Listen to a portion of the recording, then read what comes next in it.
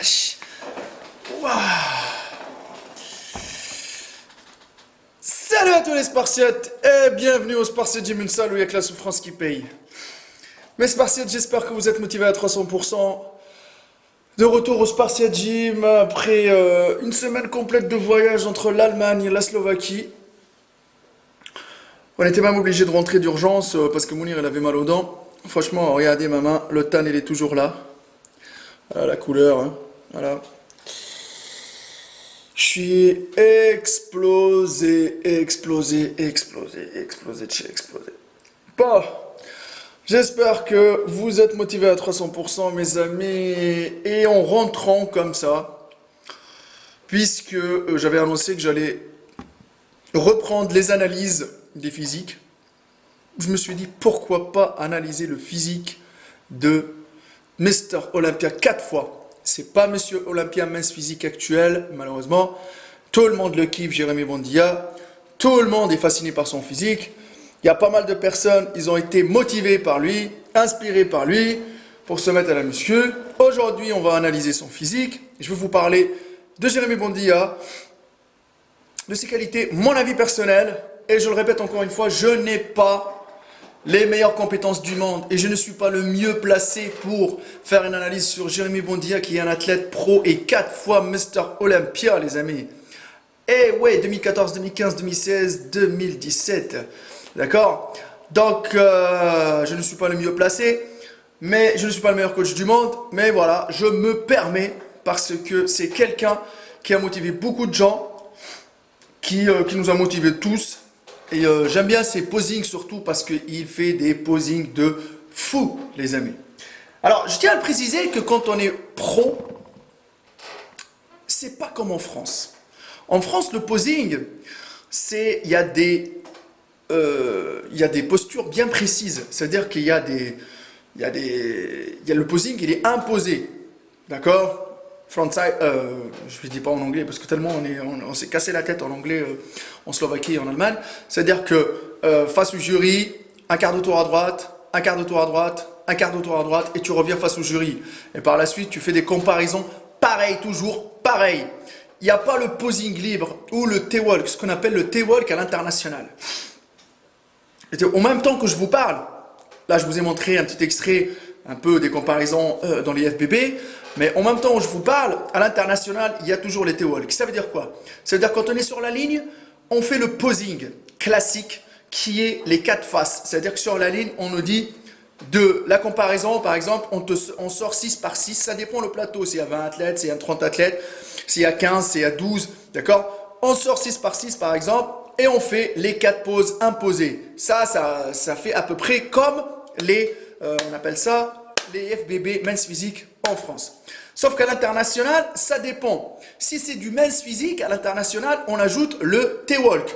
Le T-walk, ça veut dire que dès qu'on fait les comparaisons et tout ça, le top 12 ou le top 6, il a droit à 30 secondes. Des fois, on peut gratter 30-35 secondes, où il fait un T. C'est-à-dire qu'il sort du milieu, il va devant, il va à droite, et après il revient à gauche, après il revient au milieu.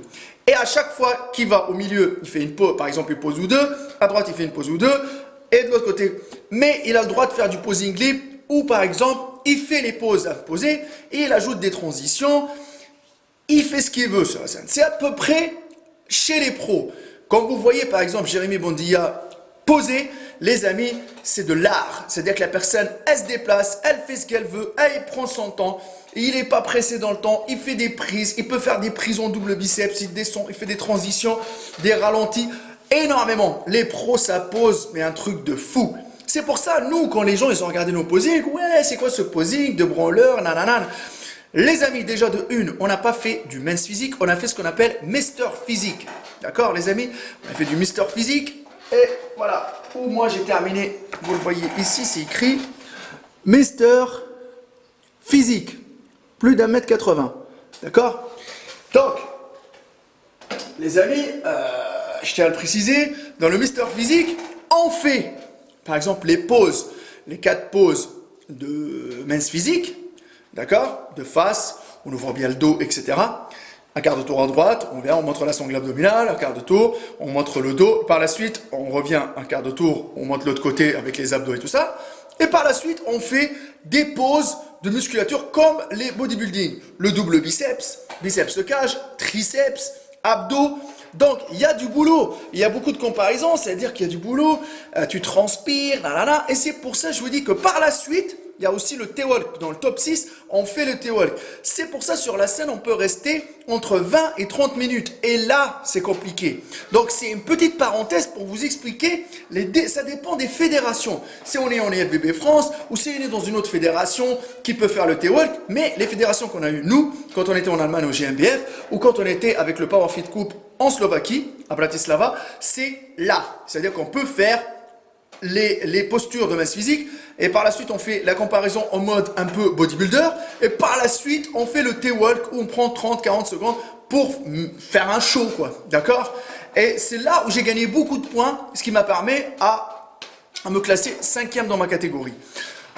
Donc les amis, parlons de Jérémy Bondia. Jérémy Bondia, avant tout les amis, quand ils l'ont repéré en 2014, avec les débuts de masse physique, Jérémy Bondia, à la base, il voulait être bodybuilder. C'est pour ça, Jérémy Bondia, quand vous voyez son physique, les amis, qu'est-ce que vous voulez que je vous dise? C'est un mini bodybuilder. Déjà, il est petit de taille, c'est un mini bodybuilder. Il peut se permettre de faire une compétition de bodybuilder. C'est parce qu'il y a le poids, la taille.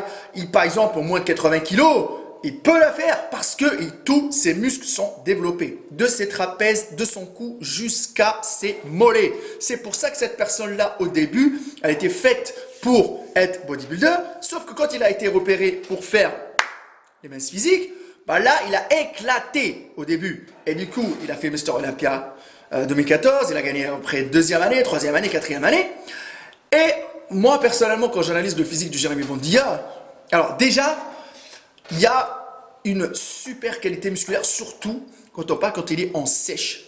Il n'y a pas le mec trop veineux, dégueulasse, on voit les veines, les machins, etc. Il a une qualité de peau magnifique. Bon, après, les amis, il y a des gens, je les vois derrière, mettre calme, mais avec tous les produits qu'il prend, machin et tout. Mais je répète encore une fois, le bodybuilding naturel, on l'a testé à l'étranger, à l'international, il n'existe plus. Même dans les compétitions de naturel, tu auras tout le temps des dopés qui vont arriver, qui vont prendre les 3 premières places. Eh ouais les amis, et c'est ce qui s'est passé, on a eu des gens comme ça devant nous quand on était en Allemagne ou quand on était en Slovaquie. On s'est battu comme jamais pour pouvoir rivaliser avec eux, avec le posing, etc. Bon, le bodybuilding naturel n'existe pas, et quand on parle de bodybuilding, les amis, c'est motherfucking steroids. D'accord? Bon, je vais pas venir à dire tous les produits qu'ils prennent, nanani, parce que je vous dis un truc, il y a des masses physiques qui prennent actuellement plus de produits que les bodybuilders en soi. Et même en France, et même la nouvelle génération, et tout ça. Parce que quand vous voyez, par exemple, moi je vais analyser le physique de Jérémy Bondia. Alors, je vais commencer par la première chose. Alors, tu commences par la première chose. Alors, les épaules. Alors, vous savez très bien chez les masses physiques, c'est épaules, dos. Alors, épaules et dos, si tu n'as pas un dos en V, on dirait un avion de chasse. Et si tu n'as pas des épaules en noix de coco, je ne pense pas que tu peux rivaliser ou tu peux avoir tes chances pour devenir Mr. Olympia masse physique un jour. Qu'actuellement, même, les amis, en France, les gens qui font les championnats de France, qui font le monde, l'univers, etc. Et je le sais très bien, ils ne sont pas naturels, les amis. Après, ça se comprend parce qu'en face, ils vont avoir de la concurrence et des mecs qui se chargent à 300%. Voilà, c'est simple. Hein. Sinon, tu vas être un intrus sur la scène et on va te dégager rapidement. Alors, les épaules et le dos qu'il a, il y a une belle symétrie par rapport à sa taille. Il n'y a pas juste des épaules de fou et un dos, mais il a un dos en V et un bassin hyper étroit. Et du coup, ça lui fait, comme les épaules ils sont larges et le bassin est étroit, ça lui fait un V de fou. Et c'est ce qu'on cherche chez un mince physique. Que naturellement parlant, c'est très compliqué. Il faut faire des sèches de fou pour pouvoir arriver à avoir un bassin fin et des épaules. Parce qu'on perd de partout quand on fait un sèche, quand on est en mode naturel. Les épaules qu'il a, c'est des épaules en noix de coco. D'accord les amis? Et le dos, je ne vous dis même pas. Mais quand vous le voyez faire ses poses, dans la vidéo qui passe devant vous, vous voyez qu'il fait des poses de bodybuilder. Il s'entraîne comme un bodybuilder, mais il combine ça avec tout ce qui est posing mince physique et du coup, il arrive, il est prêt de partout. Et même, les amis, les pecs, c'est des montgolfières. Les pecs, ça sort d'en haut jusqu'à là. Il a des pecs monstrueux, d'accord, bien dessinés. Il a un coach qui le suit. Je ne vais pas parler de son coach parce que son coach, il le fait massacrer avec des techniques d'intensification de fou. Il s'occupe de lui de A à Z. Il prend très très cher. Les bras, il a des bras monstrueux. Les triceps, les avant-bras. Il travaille tout, ce gars. Il ne rate rien. C'est pas comme les minces physiques où il se fixe pas sur les jambes.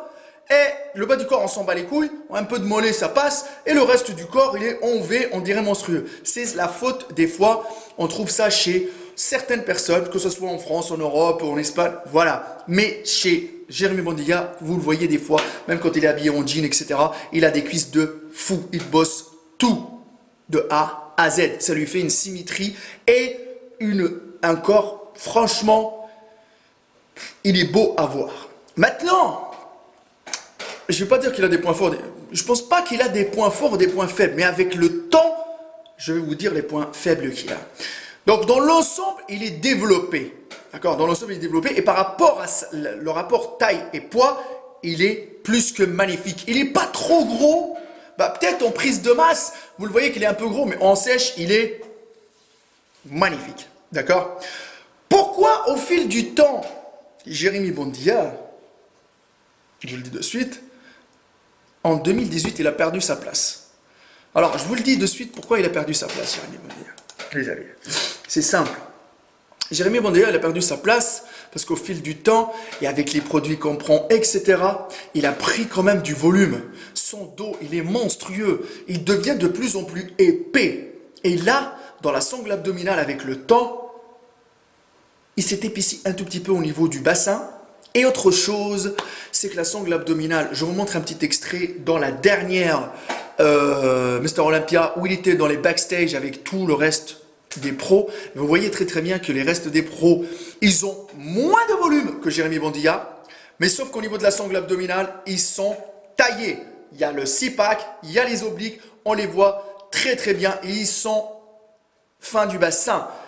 Jérémy Bondiga, le truc c'est qu'il s'est peut-être fixé un peu plus sur le volume des épaules, du dos, du reste, mais il ne peut pas faire... À ce moment-là, la sangle abdominale, elle était voilée et elle était cachée, elle n'était pas vraiment... Vous le voyez quand il est en short noir et rouge, malgré qu'il fait un posing magnifique où il finit 4e. Et les amis, c'est clair que les autres, ils ont mérité leur place. Et c'est pour ça, les amis, que là, il doit travailler plus dur, qu'il faut qu'il se fixe encore des objectifs au niveau de la diète pour qu'il puisse revenir avec une sangle abdominale plus performante parce que le reste, je vous le dis un truc, il a un super physique, super qualité musculaire. Il a ce qu'il faut pour être un super mince physique. Et n'oubliez pas que lui, au niveau du posing, il met une gifle à tout le monde, les amis. Tout le monde, que ce soit en Europe ou à l'étranger. Voilà. Donc là, c'était une petite parenthèse, mais c'était une analyse. Et j'espère que là, moi j'ai vu sur internet en plus qu'il se fait un challenge pour l'été, mais je pense qu'il est en train de préparer l'Olympia tranquillement dans son coin. Il veut revenir avec une nouvelle shape un peu, c'est-à-dire que peut-être il va descendre au niveau du poids, il va être moins volumineux, avec une meilleure finition musculaire, il va arriver avec une putain de sangle abdominale, parce que vous savez très très bien que la sangle abdominale, les obliques, chez un mince physique, c'est hyper important. Il y a le volume, il y a le gabarit, il y a le dos, il y a les épaules. Mais franchement, je vous dis qu'il a ce qu'il faut. Mais c'est ça qui manquait un tout petit peu au niveau de la dernière Mr Olympia où il a perdu. Mais s'il arrive à revenir avec la même sangle abdominale qu'il avait durant les 4 fois qu'il a gagné, bah, à mon avis, il va réussir, les amis. Maintenant, la question qui se pose et que tout le monde demande, les amis, est-ce que Jérémy Bondiga, son physique, on peut l'atteindre naturellement? Je vous le dis de suite, oubliez les amis. Même si vous bossez matin, midi et soir, même si vous bouffez comme lui, même si vous achetez ses programmes. Alors déjà de une, vous n'avez pas son coach. De deux, vous ne savez pas sa vraie diète. De trois, vous ne savez pas ses vrais entraînements. Vous ne savez pas tous les produits qu'il prend. Il est géré de A à Z. C'est une société en soi. Vous le voyez très bien, cette personne-là ne roule pas en 206, il roule en Lamborghini. Il a ce qu'il veut. Il a motivé pas mal de personnes. Il a gavé d'argent. Les amis, c'est pour ça, je vous dis, il a travaillé dur. Il mérite ce gars. Ah, je vous le dis de suite. Hein. C'est pas parce qu'il est dopé qu'on va commencer à lui cracher dessus, machin, etc. Chaque personne fait ce qu'elle veut. Mais on sait très très bien que dans ces milieux-là, quand il va monter sur la scène, il va trouver que des dopés, il ne va pas rester lui naturel. C'est pour ça. Et vous savez très très bien qu'il est revenu de loin. Quand il s'est blessé, je vous montre une photo d'évolution, quand il s'est blessé les amis, quand il est revenu par la suite, il a tout donné pour revenir. Mais sauf que ouais, c'était un peu compliqué. Mais là, il a le temps, il va revenir plus fort, plus déter que jamais. Parce qu'à mon avis, lui là, il ne peut pas rester sur un échec comme ça. Quand on a touché au sommet, on ne peut pas rester en bas. Il faut travailler encore très très dur. Pourquoi on tombe? C'est pour mieux se relever, les amis. La vidéo c'est terminé. Avis à tous les fans de Jérémy Bondia. Partagez, likez, dites-moi dans les commentaires ce que vous en pensez de cette petite analyse. Bon, j'ai fait un peu le tour pour parler un peu des... Voilà, en plus je l'ai fait à chaud parce que je viens de rentrer de la Slovaquie. On a tout donné. Franchement les amis, je fais un petit tour pour vous montrer les 2 photos qu'on a sorties. Hop. Voilà les amis, là c'est la petite photo avec mon Mounir. Voilà, ça c'était en Allemagne les amis, on a représenté la Tunisie. Et là, voilà les amis, moi j'ai terminé 5e. Mister Physique, plus d'1m80, Mounir 4e, moi d'1m80. Voilà, les coupes ils sont là avec les médailles. On est fiers, franchement, on vous fait une dédicace de fou. Ça, c'est pour vous, les amis. Ça, c'est pour vous, pour tous vos encouragements. Nous, les galériens naturels, on a tout donné. On est parti à la scène internationale. Il y a pas mal de personnes qui vont se demander, mais pourquoi vous êtes partis à l'international? On voulait tester nos niveaux, les amis. Et c'était magique, c'était fatigant, mais on a tout donné pour vous. Donc il n'y a que la souffrance qui paye, on ne sait pas la prochaine destination ça sera quoi, on est hyper motivé, ça nous a pris énormément de temps, j'espère que les vidéos vous ont plu parce qu'on les a partagées avec notre cœur les amis. Et quand on a monté sur la scène, on est monté en représentant les galériens naturels, en représentant les Tunisiens, en représentant tous nos abonnés spartiates qui galèrent. Juste pour vous dire que quand on veut, on peut. C'était très compliqué de monter devant des gens qu'on ne connaît pas, qui ne parlent pas notre langue. Le posing était compliqué. Le chairman, la personne qui a annoncé les poses, il parlait en slovaque, en allemand. C'était très compliqué. Mais on a fait le taf, on a tout donné. La première compète, c'était un échec total. Mais on s'est dit non, oh non, on va pas rester sur un échec et on va aller en Slovaquie. On a trouvé la Slovaquie, on est parti direct sur place. On a galéré, on vous a ramené la coupe. Et ramené la coupe à la maison. Et c'est pas terminé les amis. Mon Instagram Maître Cal, le Facebook de la salle spartiate Gym, les tests de bûche. On continue le combat, il y a pas mal de vidéos qui arrivent. Dites-moi dans les commentaires les prochaines analyses que vous voulez. Il y a que la souffrance qui paye, n'oubliez pas ça. Ça c'était les mots du galérien naturel Maître Cal. Il y a que la souffrance qui paye. Je préfère 1000 fois affronter la réalité en face que de vivre dans le rêve avec les vendeurs de rêve parce que nous, les vendeurs de rêve, on les fuck, motherfuck à 300%.